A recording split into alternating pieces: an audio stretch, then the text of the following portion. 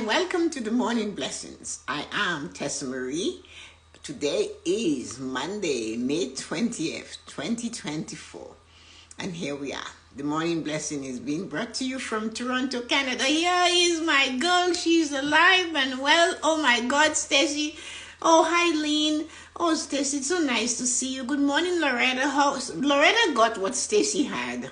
They're in two different countries, but somehow they sound the same. So, Loretta, I hope you're feeling better. I hope you're wrapped up in that. Good morning, Cyrus. How are you? So, ladies, those of you who are feeling under the weather, I am just trusting that you're wrapped up in bed and just consider the morning blessing your vitamin for the day. So, it is a holiday here in Canada. Thank you, Stace. But you guys asked me to show up. I have no choice. You know what? Your wish is my command. So here I am. It's 8 o'clock. Let's get the show on the road. Good morning, wonderful, amazing, beautiful specimen of human beings. God created you specifically to be you.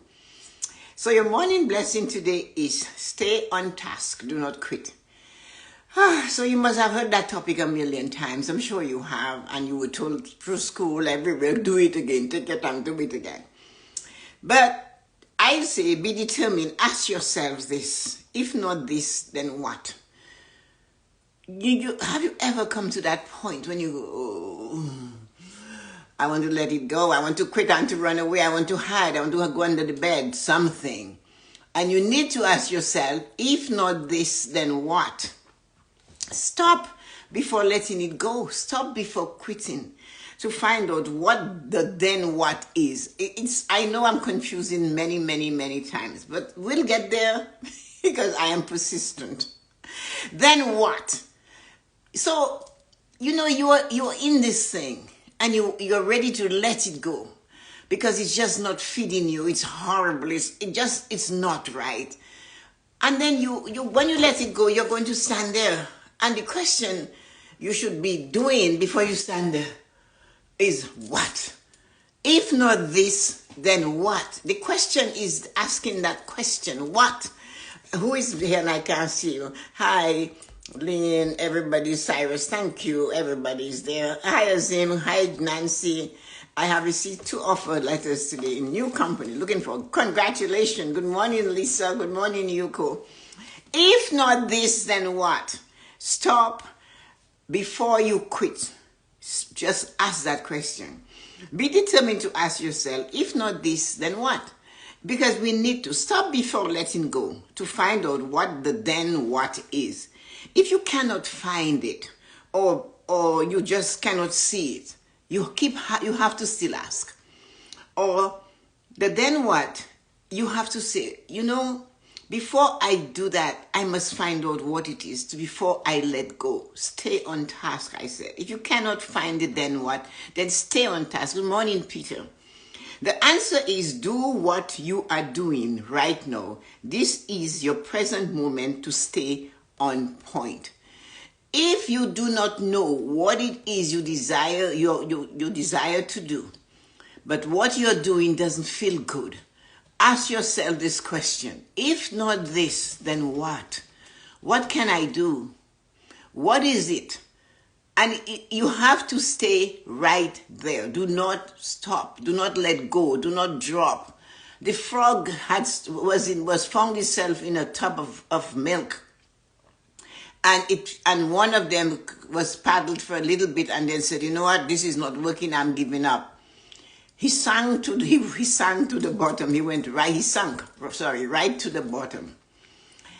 And then the other one just kept paddling and paddling and paddling. Eventually, the milk turned to butter.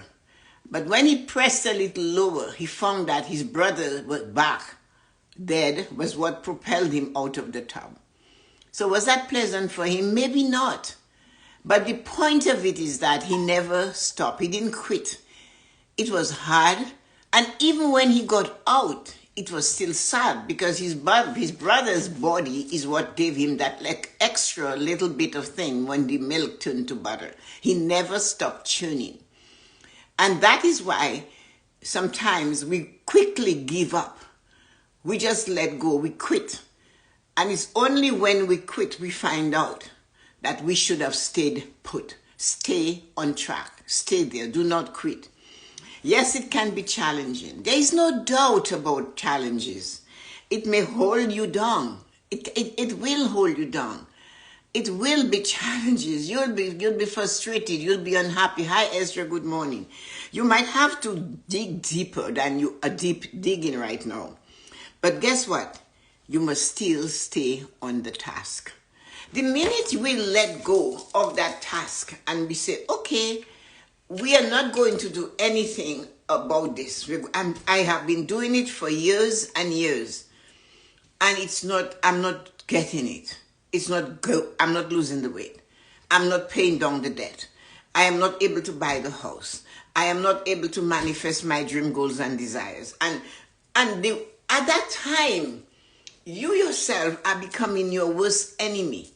You yourself are becoming the beaver in your river, honestly, because there you are sitting and it's difficult, it's challenging, and you're ready to let it go. And instead of letting it go, you have an opportunity to ask, what now? Because it's asking of that question that a door might open. Maybe another challenge, maybe something you haven't thought about.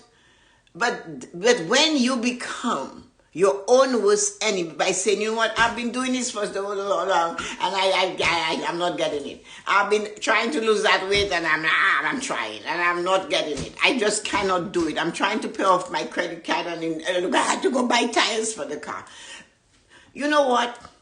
That is not the time to let go. That is the time to look at the small successes, and they're tiny and they're not sweet. It's like I said, the one frog sank to the bottom and gave up and drowned in the can of milk. The other one did not give up. He just kept paddling his little froggy legs until it turned to cream or butter. When it turned to butter, he pressed down thinking he could get up, but what he pressed on was his brother's back, who was dead in the milk. And that gave him the oomph to fly out of the tub of milk, of no butter. But you think he was completely happy that his brother was left in there? No. But the other side of it is, I made it. One of us has lived to fight another day. One of us is alive from that family of two. Yes, I lost my brother, but here I am. I made it out. And that is a little celebration with some sadness. Remember, it's not always going to be roses all the time. There are thorns on roses. There are thorns. Some people at the end of the day, when they sit at the dinner table with your family, they ask this question, what did you have today? Did you have thorns or did you have roses? So there are both sides. And sometimes in the same day, you get both. But that does not give you a reason to let go and do nothing about where you are. It has to say, stay on task. If not this, if I don't do this, then what would I do? That's the question in the ordinary language. So, if I do not come here, I answer that question for myself every day. If I do not come here in the morning and do this at 8 a.m., my question to myself is, what would you do? If you don't do that, what would you do instead? Literally. That is the question I ask myself, because that gives me a purpose. That gives me a reason to get out of bed. That makes me function. Yes, it has a lot of things that comes with getting out of bed. We get out of bed and every nerve and sinew in our body is saying no. Stay there, wrap up a little. But then you're not even awake. And you have to get up. But then when you lie there going, I'm in bed. But the thing that you have to do, you have left it behind, and that is not right. So that's why I have to ask myself that question. If you do not get up, Tessa-Marie, at 4:15 and step into the day and get cracking, get ready to go and do this morning blessing for 8. And somebody said, why do you need 3 hours, 3¾ hours to get this going? Because I just do. And I think it's the purposeness of every step I take, every action I take through that morning. It's not helter-skelter. I do not dash through the morning. I actually get up at 4:15, and when Mother, Father, Nature, whoever decides how long you sleep, decides Tessa-Marie, you're getting up at 3:30, I might linger, but at 5 to 3, I am up. If that happens. But when that 4:15 alarm goes on, I get up. I am getting up for me to perform what I decide I need to do. The steps to the washroom to drink, as soon as I get up, I drink a whole glass of water, a full, or sometimes 1.5, because I have 2. And when after 5 minutes or less after that, I am rejuvenated. I can actually feel different. I am no longer exhausted. Like, you know how when you get up, and do not tell me Tessa-Marie is because you're older. We had a discussion about that yesterday. When the little kids get up in the morning, they rub in the eye and they have a radar straight for you. And they know where to find you, yet they're walking like the old men and old women, right? So if I do not do this, then what am I going to do for the day? What am I going to do if I decide to lie in bed? What am I going to do? That is the question and the challenge. So I get up and I start performing. But everything is done meticulously, purposefully, engaging. The water, the cayenne pepper, lemon, and olive oil that I take first thing in the morning. I have cardamom and fennel and cumin tea. I love the aroma of these spices. I have that 1 cup of it and maybe about 1.5 liters of water.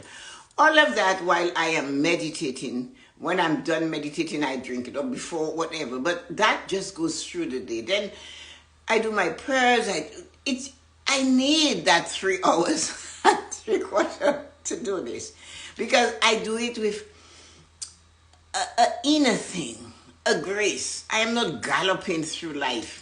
After all, I retired. Yesterday I said when I was older, I could eat anything. But now that I'm younger, my body has decided, no carbs for you. No this for you. Because in the olden days, when I was older, I could eat anything. But now I'm 78, I cannot eat anything. So, therefore, I must be younger. And that's how you look at it. What you're going through is do this now, or what will you do? So, it's impossible to pay off the credit card that you took it took you 10 years to do this. And you got an aha moment. Somebody said something, and I should really work on it. But somehow you want it done now. It's not possible to lose 40 pounds this week. They have drugs for that.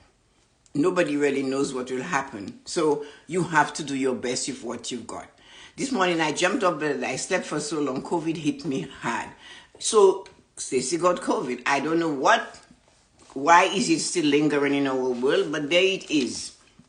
Staying on task is full of failures, yeah. But letting it go is not going to make you win either. When you do not quit, you're going to face a lot of failures. You have to push back on them. They're going to be there. The only thing you can do with failures is to clear the air, clear the space, clear the fog, and move forward. Because it is what you must do. A failure is just telling you, okay, that didn't work. So what is next, right? It's the same thing. What do I do? If not this, then what? That is the question. So do not say that you are afraid of failing, because whether you're afraid or not, you're going to fail. And it's only from failing then I know, well, that didn't work. Maybe this one will work. You understand? But the point, the core of why you are doing this remains the same. The core, what am I doing this for? Why am I getting up? Because it gives me purpose. I can tell you what I think, because what I think is, well, Tessa-Marie, do you want to just walk around because you're retired with no goals, no dreams, no desires, and just, I'll cook, I'll eat, I'll sit down, I'll watch the news, I'll make it take me down to whatever level it wants to go, and the news channel is on 24/7, I go to bed, I heard it last, I get up, I heard it first, and it's the same thing from before. And this is why we have to be careful. Hello, Currency. If you have to quit, before you quit, stay on task and ask that question. If not this, then what? And say it with passion and purpose and core. Because the other choice, just off to bed, no, too. I'm saying hello. Oh, just off to bed, no. Oh, you're just coming from work. Thank you for dropping by to say hello. Because the thing about this entire situation, if you quit and you do not find out what is your next step, then what do? As you know, everywhere we go, everything is big now on Alzheimer's. They have studies, and they're saying drugs in Canada, they just said they have a really powerful thing. They have, it's still years, but it looks great. They have been working on all these things forever, and maybe improvements are slight, but they had failures and they keep pushing through. But here we are thinking that we can overcome all of these things by just getting what we want right away. So we have to hold on to the dream, goals, and desire, because that's our core belief. That is our thing. And if you let go your thing, then what would you do? You're going to do somebody else's thing. I told you, the book to study to become a financial planner, each one of them was twice as thick as that, and there were 9 of them. And I'm 51 years old. But I wanted more, and it was hard, it was difficult, it was challenging. The first page was like, the first time I read the first book was like reading a foreign language. I don't know what I was reading. But every night at 6 o'clock, I took it on exactly like this, on my arm, a pot of tea on a little tray with a cup turned upside down, raisins and cheese, and off I went to my office for 1 hour. 1 hour. And I studied like that until I killed it. But it was difficult, challenging, and I didn't fail. But there was one time I got 79, and I didn't like that. So you can imagine how that made me feel. But I did not give up. I didn't quit. I needed it. It was my core, my thing. So what it is you have in your life right now, that because of an outside influence or because of what somebody says, you have decided you've been working on it long enough, it is not giving you what you want, so you're going to quit. Then we wouldn't have penicillin today, would we? The task has to be done. It must be complete. We have to do it. We have to know the frog had to keep going. It knew its purpose was to get out of that can of milk, and it did it. Now, the thing is, though, when we stay on the outside on the fields and we see people doing things and succeeding, if we dug a little bit deeper and we looked at it, we would find everything we do that is going to lead to success has to be done in a certain way. What is the certain way? For me, I want at 5 o'clock in the morning, on a day that's not so cold, especially now, I go outside. 3 minutes to 5, I am outside about that time. You see, I can tell you, 3 minutes to 5. I step outside. I just stand there. Or I sit in the pergola. I just sit there and I can hear the birds. I will do that, and I really should record them. And the birds and the doves. I have doves that just hatched in my rose bush. And you can hear everybody cooing and chattering. They're awake.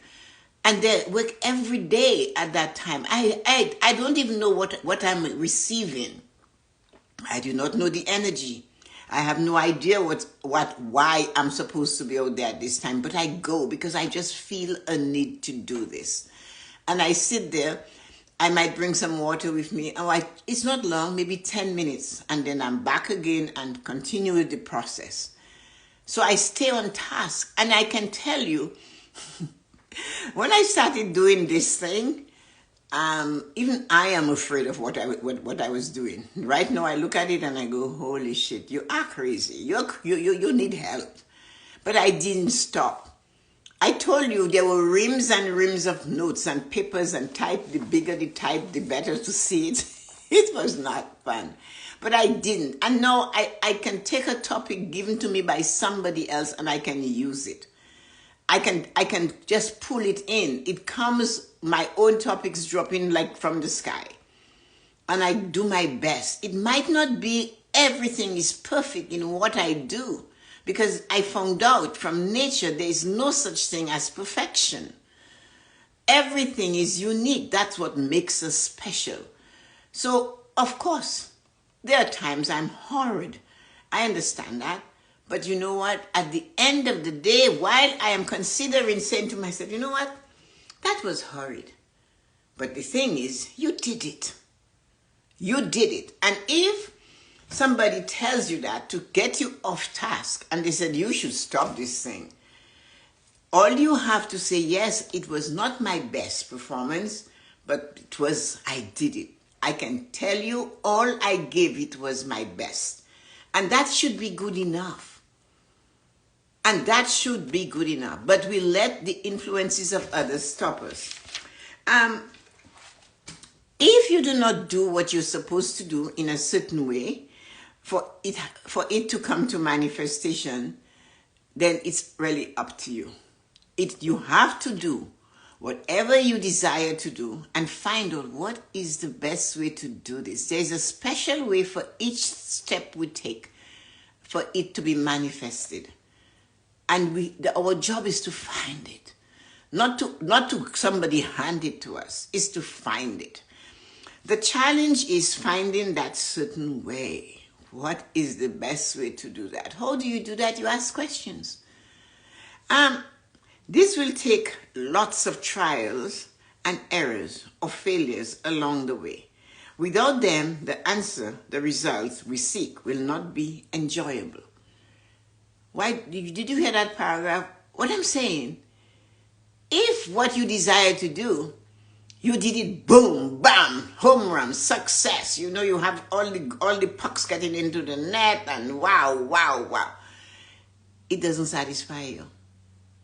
Because you know what makes it satisfying is the failures that led to this present day success. That's what makes it special. That's what put you in a position to savor your success, to enjoy your success. But if every step you take is a home run on a journey, this journey called life, well, guy, you still have some learning to do. And make sure when you face the learning, it's the tools you need to share wisdom with others. Ask any successful person this question. Anybody you know that you believe is more successful than you in what they do. Was your journey to success easy? Ask that. A successful person. Ask that question. Was your journey to success easy? If it is a woman and she's going to fold her skirt together, take a seat and tell you, darling, no. If it is a man, you say, yeah, you think it wasn't. But a woman will do it with grace. She will sit and she will say, well, let me tell you, it was not easy. The man will say, you think it was? I had to climb mountains that were so high they don't exist anymore. So then listen very carefully to the answer. Do yourself a favor. Commit it to your memory. Was your journey to success easy? And when they answer you, make us listen very carefully to the words and the passion and the emotion that comes with it. The answer, and do yourself a favor, record it. Commit it to memory. Learn it by heart. It will be short. It's not going to be the whole journey because they can't. Some of the difficulties will be forgotten, like those women who had long labor pains. If you ask them, they will tell you it was long, but they might not remember every pain they experienced that day to give birth. So you have to catch it. That's why it's important that you listen carefully to what they have to say. On your journey, when your challenges are crushing you, recall the answer to that question. Was your journey to success easy? They'll tell you no. They have to say no, it was not easy. There were challenges. There were days I didn't know if I would eat. There were times I had mortgaged my house to get into business and I didn't know whether I would be able to save my home. They're going to have some answers like that to your question. On your journey to success, was it easy? You do not have to ask another question. Do not ask for them to tell, good morning, Kathleen, and good morning, Tanya J. You do not have to ask another question and say, oh, well, if it was difficult on your journey to success, was it easy? What did you do? Stop. Stop talking and listen. On your journey to success, was it easy? Pause and give the female a chance to sit in a chair and tell you her story. Short, sweet, to the point. Allow the man to expound on his words. And whatever they say to you, take it to your heart and hold it. Because if you can memorize it, or you can remember it, or you can play it back when you're down there, when you are the little frog in the thing of milk churning away to make butter so you can come out of that thing. That is when you hold on to those words that, no, it was not easy. There were days I didn't believe I could get a home to live in because of what I'm doing. Or I almost lost my home. Or I had more debt than I could ever think of, and it was crushing. But that didn't stop them because, you see, they separated the wheat from the sheaves. The wheat is what they wanted, but it came with sheaves. You want a rose, but it comes with thorns. Come on. You want a sunny day, but you have to have some rain or some clouds before. So we have to stay on task. Do not quit just because it is becoming challenging and pushing you and holding you down and struggling and holding you by the throat and strangling you. All you can do is wiggle and push. Your wiggle is weak. Your pushing is getting you nowhere. But you know what? You do not know what is beyond that big boulder. So the only thing you can do is to put your shoulder to that boulder and push, because the thing is, the boulder knows that it is a slopey hill. And if you push, it will go down that hill and it will lose. And you will stand on top of the mountain. The boulder is in your way. If you quit, you're allowing the boulder to win. If you quit, you are giving up like the other frog in the pan of milk that stayed to the bottom. And all you're doing is allowing the next person to stand up on your head and get to the top. So when you find yourself challenged, no matter what type of challenge you're experiencing, ask yourself, the person that you know that has been successful, on your journey to success, was it easy? Pause and listen. Digest the emotion. Watch the words. Notice the body language. No, my dear, no. It was not easy. It had challenges. And they will say, do not interrupt. Let them sit and contemplation and teach you and give you some wisdom so you too can tell your story. Or like the French say, you can tell your l'histoire.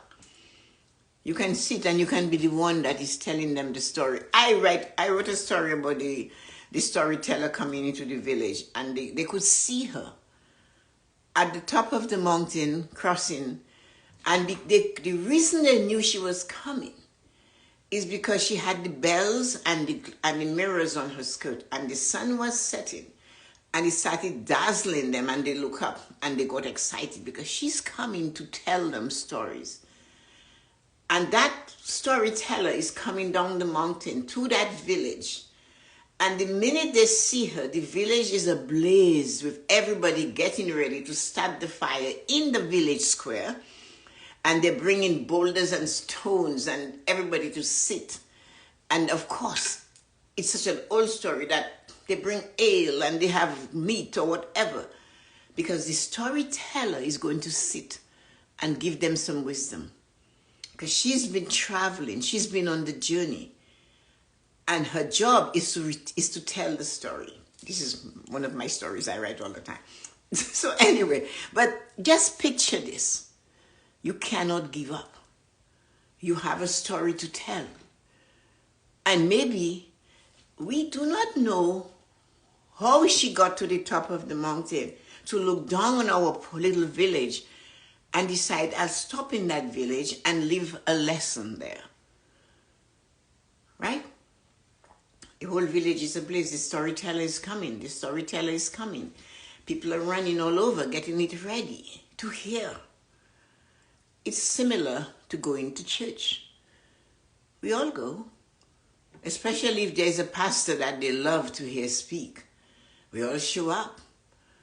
And they'll say, I just love that particular priest. I get that all the time. I love this one and I love that one. That is the same thing. Good morning, Narita. Stay on task. Do not quit. You have something to tell. You have a story to tell. You have a purpose. If not this, ask yourself this question when you're ready to quit. If not this, then what? You are the storyteller, and you have to enter the village. Your journey, if asked, oh, you're such a fabulous storyteller, the villagers will say to the storyteller when she arrives with her sparkling skirt, with the mirrors and the bells, and she twirls, and the fire that they set in the village square is now sparkling on her skirt, and it's dancing all through the crowd. Good morning, Colleen. And she sits down and tells them her story. She had a purpose.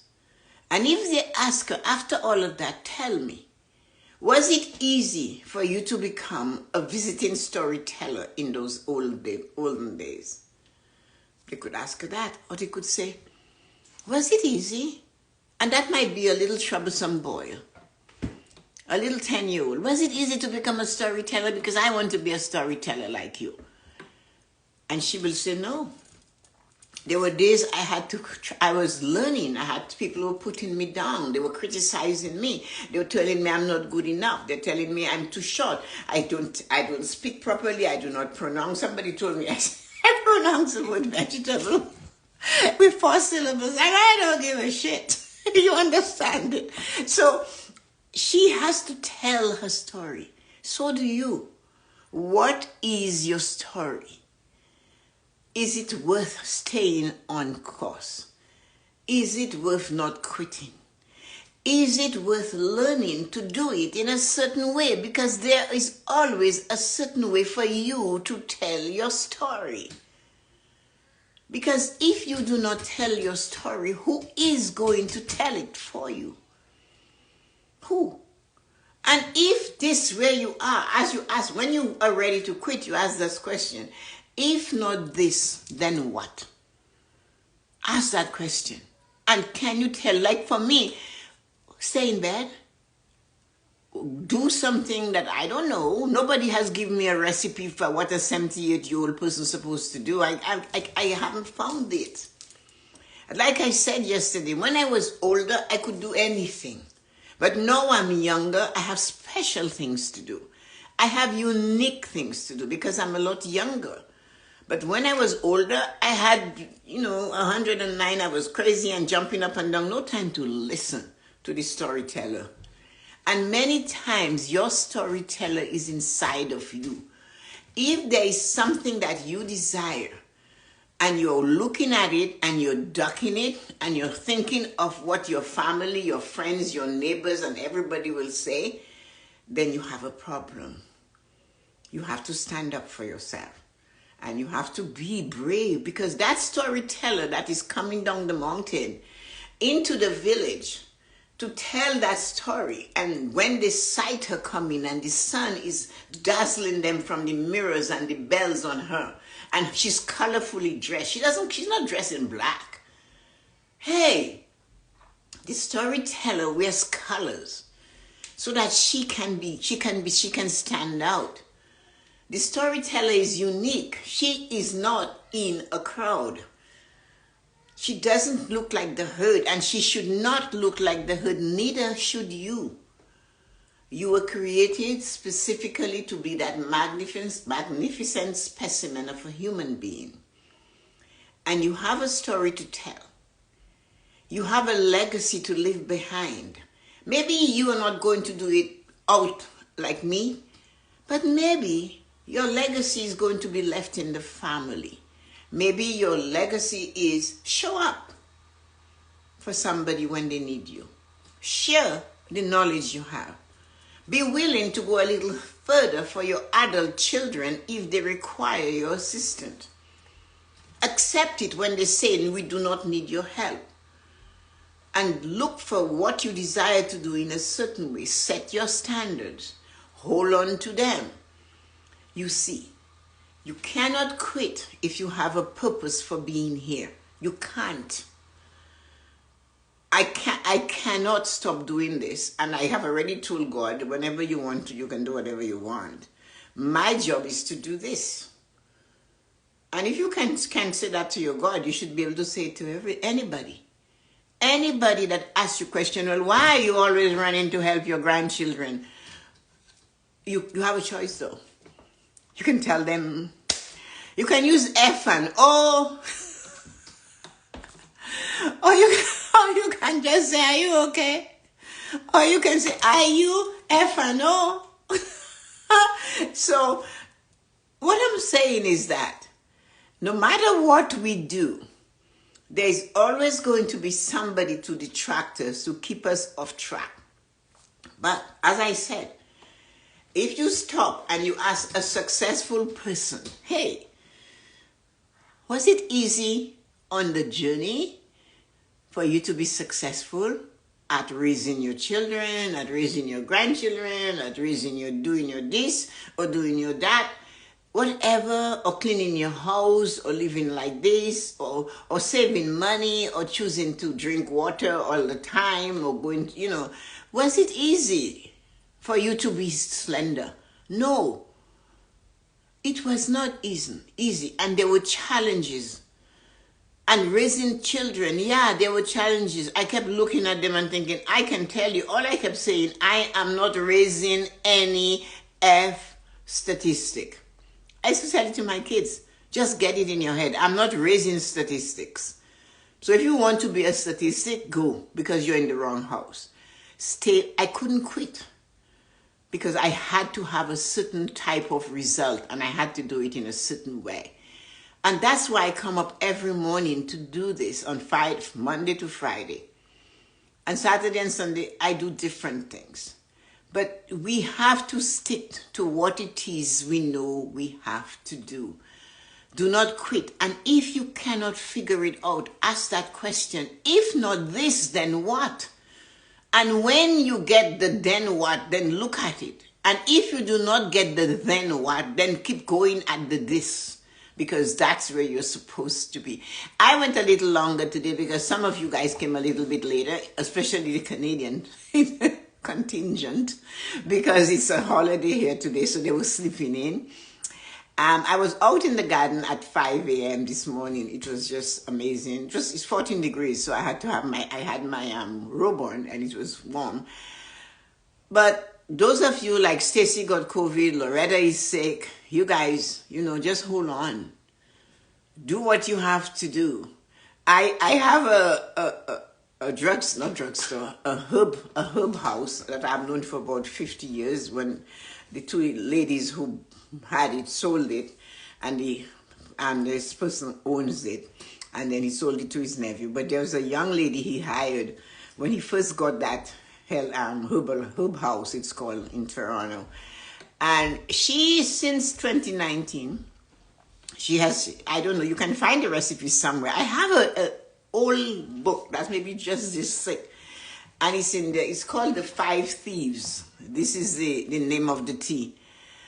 Oh, today's Queen Victoria's birthday. We're still celebrating it, Nancy. We only month, like in the summer, from May, except June, we have a holiday until December. And then into January, and then we have whatever. And with February, we have Family Day when you have, I don't know. I know June, we do not have holidays. I don't know if we have one in March or April, but we do. So, yeah. So that little book, I don't, it's an old, I wish I could find it. It must be amongst those thousands of books in this house. There's that tea called Five Thieves tea. All I know I can identify is cinnamon and cloves, and then the other herbs. And since 2019, her name is Vanessa, and she has given me that tea to drink. And I've been drinking it ever since. And then she makes another tea for sleep, which is all, again, herbs. And it's really nice. It's not something you would enjoy, but it's something you should have. And I drink that Five Thieves tea, or you can call it immune tea, every night, especially when COVID was there, and even during the day. Now I drink it at night, and if I get a sneezing fit or I feel a little thing, I drink it. And sometimes the herbal teas are a lot better if you can find a good one. But it's loose tea, so it's not something you can travel with easily because they might think it's drugs. But it is a good tea to have. If I could find my book, I could look, because I think she has the book or something. I don't know where I bought that book years ago. And some of these herbs are really good for you to take. So one of the things we have to remember, can you come color my hair? Oh, Stacey wants Yuko to come color her hair. Yes, Stacey. Anyway, ladies, it's just, the two of you I know have had, Stacey was off for a week with COVID. I don't know what Loretta has, but when I spoke to her over the phone yesterday, she sounded like she was at death's door. So get some herbal teas, cinnamon, and clove is good for pain. That I know. And cinnamon, of course, ginger. Just get cumin, put a little bit of turmeric, do something. And when all else fail, make a hot toddy and a dash of brandy and drink it. But anyway, have a wonderful Canada. What is it today? It's not Canada Day. What? Victoria Day holiday, and enjoy yourself. But the most important thing to do is to stay on task. Grammy, Monroe wants you to know we are cooking to fill the freezer today. You're cooking? Oh, that's right, you're cooking. So that the freezer is jam-packed. If you need freezer space, I have this new freezer. You can get it. She said she wants spending money for vacation, so she's baking her cookies instead of buying cookies, like Grammy Tessa says.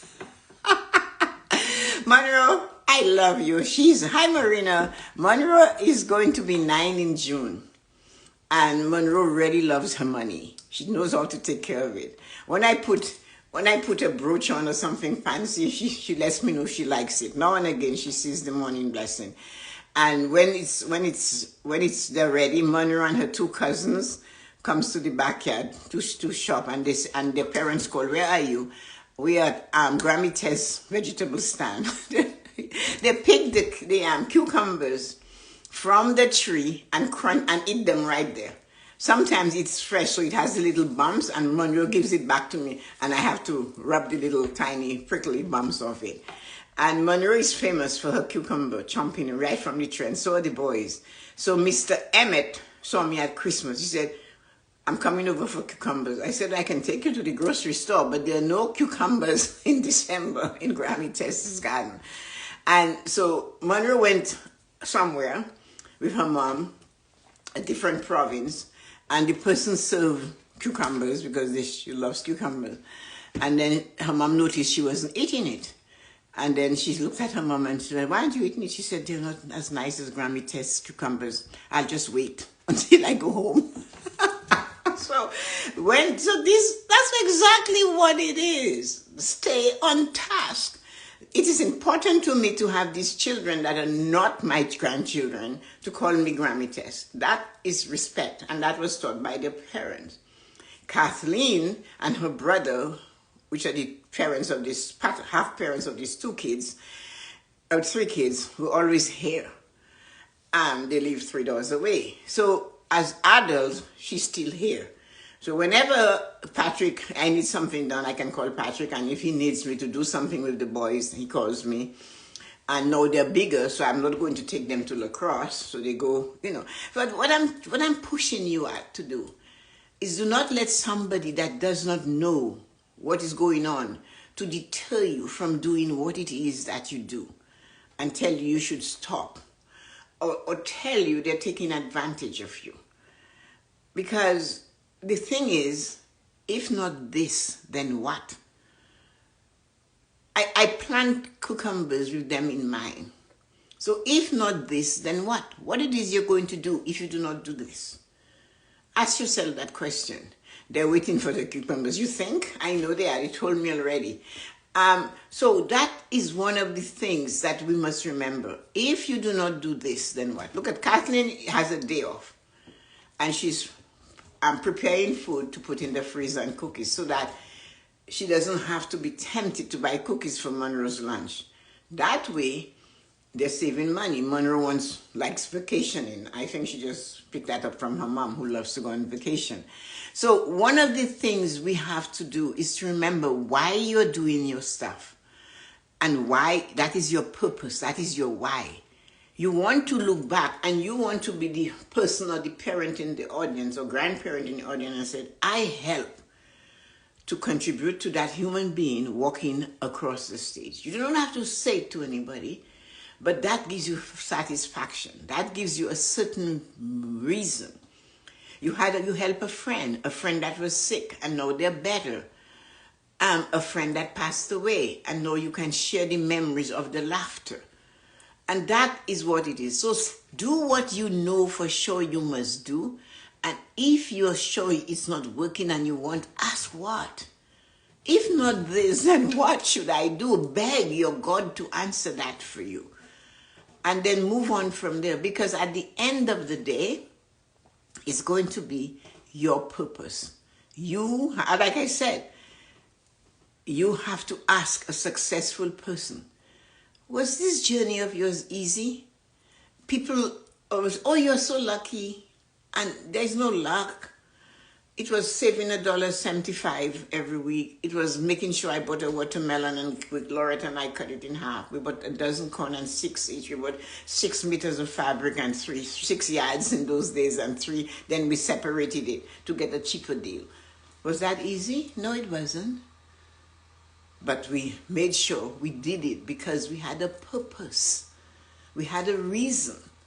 And the reason is to be who I am today. As I said, when they asked Sidney Poitier that question, what it is you would change about your life, his answer was nothing. He said, because to change any of the experiences I had, it would alter the life that I have now. And I love where I am. Can you answer that? Even to yourself, in the mirror, do you love where you are? And remember, not wanting those experiences would have prevented you from being who you are. And remember that. So do not say, if I know, it is what it is. You cannot, if is the old version, the English version says, if doesn't move. If stands stiff. If I had no, that has contributed to you being you. The question is, do you love you right now as you are. Have a great day, guys. You know I could do that for 2 hours, right? I love you, and I'm happy and grateful for each and every one of you. And the late comers got me to go, what? How many minutes? 28 minutes is, I don't even know. No, 18 minutes longer, right? So that is amazing. So thank you for, let me see if these latecomers hang on. Lynn, Nancy, Stacy, Arita, Yuko, Lisa, Colleen, Kathleen, and Loretta.